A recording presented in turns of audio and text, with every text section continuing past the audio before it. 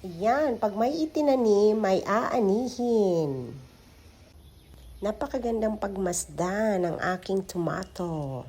May sili. Ayan, nakakatuwa sila.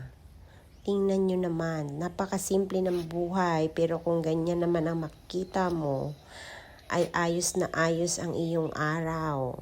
Ayan ang aking mga eggplant or talong. O diba, nakapag-harvest na ako, may pang-torta na ako mamaya.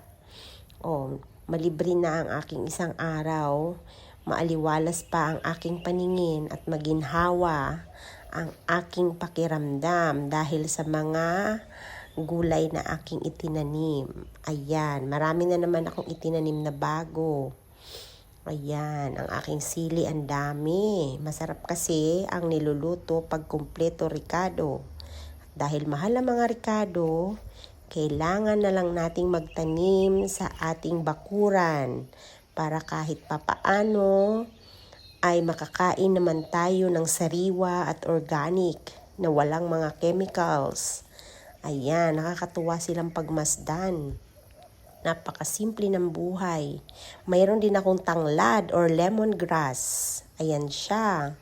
O, diba? Solve na solve ang aking umaga. O, at ang aking kalamansi. Ayan, pang sausawan na namin yan. Napakasarap po ng sausawan pag merong kalamansi. Ayan ang aking kalamansi.